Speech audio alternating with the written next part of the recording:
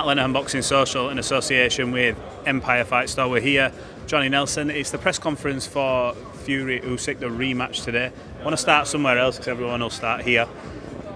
We're on the cusp of Jake Paul, Mike Tyson. I remember speaking to you in Saudi Arabia about this, and you were like, don't do it, don't want to see it. It's happening, we're not too far away. What are your thoughts as you've seen these clips come out from Mike, from Jake, and as it gets closer? My thoughts are, Mike looks great in quick bursts that last about 15-20 seconds.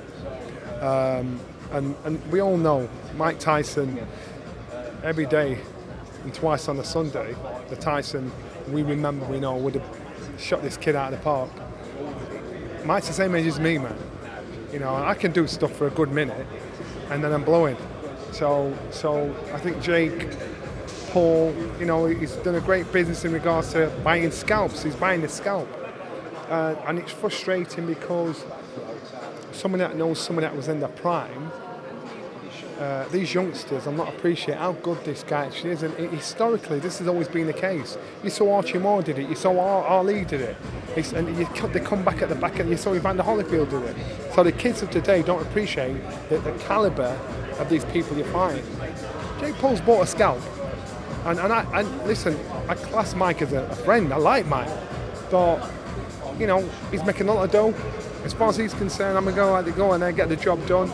Unless there's some kind of written agreement on the cover, and this is a fight. If it's a fight in the guise of an exhibition, then I don't You don't want to see this at all, do you? Listen. Or is there intrigue? Intrigue what? About it being any way? Listen, I'm telling you, if a young guy gets in with an old guy, no matter how experienced the old guy is, you will never be able to unpick youth. You'll never be able to outfox youth. You just won't be able to do it. That's just my opinion.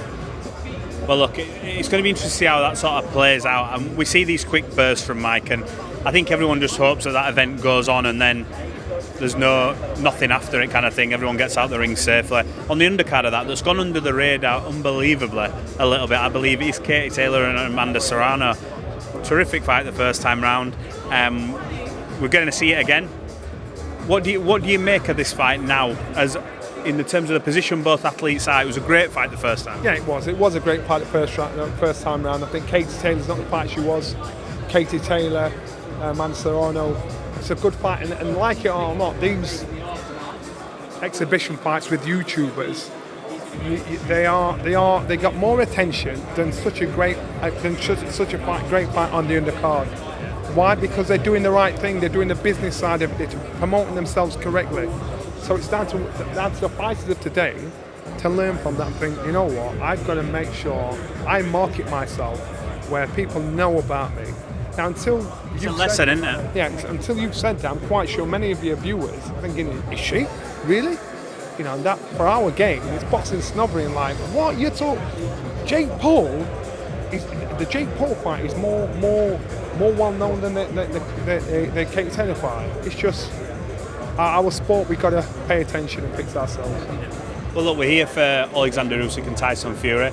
I think first time round, the brilliance of Oleksandr Usyk, a lot of people were still, I think, a lot more heavily favouring Fury from the people I spoke to. Obviously not yourself. I remember we were playing the game in Steel City. You said I had this dream, and I thought, here we go. And kind of half came true, didn't it? Have you had a dream before this one and how this rematch goes? What's your thoughts on the fight just as a whole? If Tyson Fury doesn't change anything like he keeps saying he's not, then the result will be exactly the same. If Tyson Fury... The problem is, Usyk now has a blueprint for beating Tyson Fury. But Usyk now knows, he doesn't think, now knows he can hurt Tyson Fury. Now knows he's a bit faster, a bit sharper, he can get away with certain things. He knows this. Usyk was coming in around the 15-stone bracket. And so he knows he has the speed, he has the power, and he has the boxing ability to beat him. He knows what to expect. So the second time around, unless Tyson Fury changes drastically, and I still believe Tyson Fury has a beating of him, I think he chose the wrong tactics.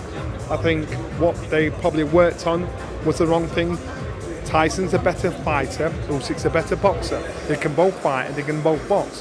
One is better at the other one than the other. So how does it? It's about measuring it out. You know, Tyson's got to box him, be a little dirty, play close to the bone, make him feel uncomfortable, get him complaining. He's got to do that. He's got to change it up. If he does exactly the same thing he did in the first place, he loses. It doesn't matter what weight he comes in at. I watched his interview after the fight a few months, like a month or two after with Furiosity, and he said, I was almost having a bit too much fun in there. Like, and look, he does it. And there was a point in the fight, he catches Usyk with this uppercut, which I wasn't privy to even sat ringside, but on TV, hits him with this uppercut that could have took his head. Looks like it nearly took his head clean off, and he was genuinely hurt. Do you think this time round, when he has them moments, them flurries where he's catching him, he goes, this is it now. You have to go. The responsibility of a champion is to walk like a champion, talk like a champion, fight like a champion. And so when it comes to those situations, get the job done. Have a bit of fun afterwards. So yeah, it's easy. I was having too much fun. You know, okay, we'll give you that. But then you've got to think to yourself, well, how are you going to deal with this the next time around? You know, because I was having fun. The corner said I was ahead on points. Blah blah blah. He got hurt. He got rocked. He got really hurt. The referee actually did him a favour. I've never seen Tyson Fury hurt that bad in a fight, but then again, I've never seen Usyk hurt that much in a fight either. One had more dog in him. So maybe this has made Tyson, because remember, I said after that fight, I don't think this fight's going to happen. And so I remind people, I said, I don't think this fight's going to happen. And I said, I don't think it's going to happen because I'm thinking, what can you change from that? Because you're not the fighter you were. You can hustle, you can dummy, you can pretend, you can move. And I said, we've not seen a vintage Tyson Fury performance until since the first Wilder fight. The first Wilder fight. And so the people he's boxed before, he's boxed well within himself. Now we've got to see what he's got left, what's in him. And if he's got enough left, I do believe he has the ability to beat him. But that vintage performance before you shoot off, that was a boxer move job against Wilder. That was him doing his moving around, boxing, touching. And then the second time out against Wilder, he changed tact. There was a bit of boxing in it, but it was more just, I'm coming in to destroy. Has this got to be a balance? He knew, he had his brain, he thought, he'd been out for so much time, and he knew that once he knew what he could do, he thought, right, I'm battering you.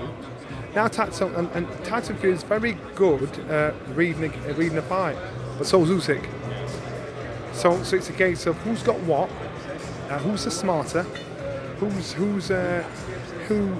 game plan works out the most. I said one's a good fighter, one's a better boxer.